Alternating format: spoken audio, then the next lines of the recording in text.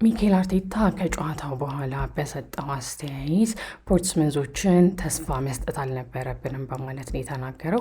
ትናንትና አርሰናሎች 4-1 በኤፍኤ ካፕ አሸንፎ ወደ ቀጣዩ ዙር ሲያልፉ ማርቲኔሊ የመጀመሪያውን የአርሰናል ሃትሪኩን ወይም ደግሞ 3 ጎሎችን ማግባት ችሏል። ያም ቡድኑ አርሰናል 1-0 ከመመራት ከኋላ ተነስቶ 4-1 እንዲያሸንፍ የረዳው ነው።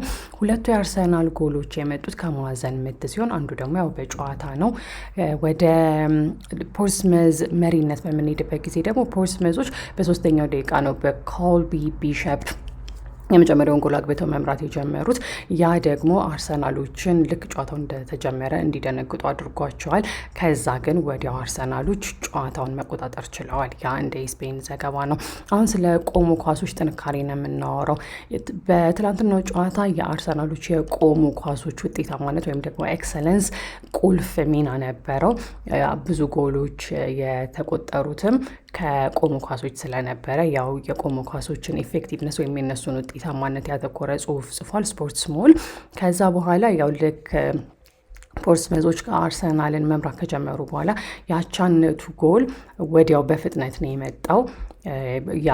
ያቻነት ጎል የመጣው በፖርትስመዝ ኦን ጎል ወይም ደግሞ ራሳቸው ላይ ባገቡት ጎል ነው ማለት ነው።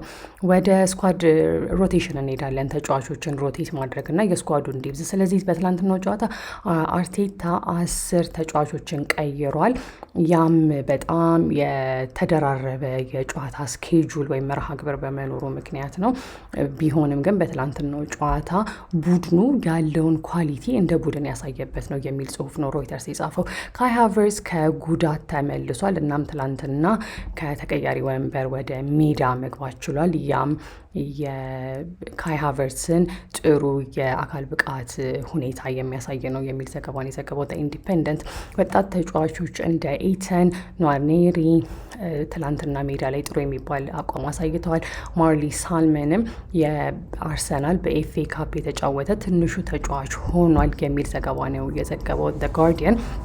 ወደ ሰፊው ሁኔታ ደግሞ በምንሄድበት ጊዜ በአሁን ሰዓት ላይ ወይም ሰፊውን ምስል በምናይበት ጊዜ አርሰናልን በተመለከተ አርሰናሎች በአሁን ሰዓት በፕሪሚየር ሊጉ አንደኛ ደረጃ ላይ ይገኛሉ በ6 ነጥብ ልዩነት በመምራት። እናም በአራቱም ውድድሮች ላይ አክቲቭ ናቸው ወይም ደግሞ አሁንም ይሳተፋሉ። ያ ማለት ምን ማለት ነው? በኤፍኤ ካፕ፣ በካራቦ ካፕ፣ በፕሪሚየር ሊግ እና በዩኤፋ ወይም በአውሮፓ ቻምፒየንስ ሊግ ውድድር በአራቱም የሚሳተፉ መሆናቸው ነው ኢንዲፔንደንት ሊያስታውሰን የሞከረው። ወደ ማርቲኔሊ በምንሄድበት ጊዜ ያው ማርቲኔሊ ያገባው ሃትሪክ ልክ እንደ ሪዴምሽን ሞመንት ይቆጠራል። ወይም ደግሞ ሪዴምሽን ስንል የጠፋ ስማችሁን ማስተካከል እንደማለት ነው። በተለይ በቅርቡ የስፖርት ተንታኞች ወይም ደግሞ የእግር ኳሱ ኤክስፐርቶች እሱን ሲወቅሱት ነበረ። ደጋፊዎችም ያው እሱ ላይ ሲሳለቁ ነበረ። ከዛ ግን ትላንትና የሰራው ሃትሪክ ቢያንስ ሰዎቹን ጸጥ ያስብላቸዋል ወይም የሚመጣውን ወቀሳ ያቀዘቅዟል የሚል ዘገባ ስፖርት ባይብል አውጥቷል። አርቴታ ከጨዋታው በኋላ የማርቲኔሊን ሜንታሊቲ ወይም ስነልቦና ሲያደንቅ ነበረ።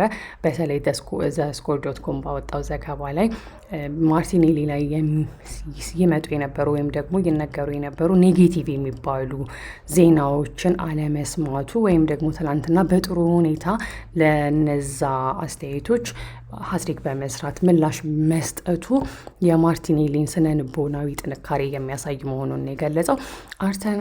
አርሰናልና ኮሜንታተሮች ደግሞ ከተቀናቃኝ ቡድን የመጣውን ክሪቲሲዝም ወይም ደግሞ ወቀሳ አርሰናል ኢንሳይደር እንዲሁ ነካ አድርጎታል። ሌላው ልነግራችሁ የምፈልገው ነገር ከወጡት ዜናዎች መካከል ቢኤን ስፖርት ያተኮረው ኖኒ ማዱዌኬ ያው ፍጹም ቅጣት ምት አግኝቶ ነበረ። ነገር ግን ፍጹም ቅጣት ምቱን ወደ ጎል መቀየር ሳይችል ቀርቷል። ግን ቢያገባው ኖሮ ጭራሽ የትላንቱ የአርሰናል ውጤት ከዚህ በላይ ደማቅ ይሆን ነበር በማለት ነው የዘገበው። ስለዚህ የትላንቱ የማርቲኔሊ ሃትሪክ እንደ ፈረንጆቹ አቆጣጠር ከ2017 በኋላ አሁን 2026 ላይ አይደል ያለ ነው እና ከፈረንጆቹ አቆጣጠር ከ2017 በኋላ በአርሰናል ተጫዋች የተቆጠረ የመጀመሪያው ሃትሪክ ሆኗል። ያም እንደ soccernews.com ነው።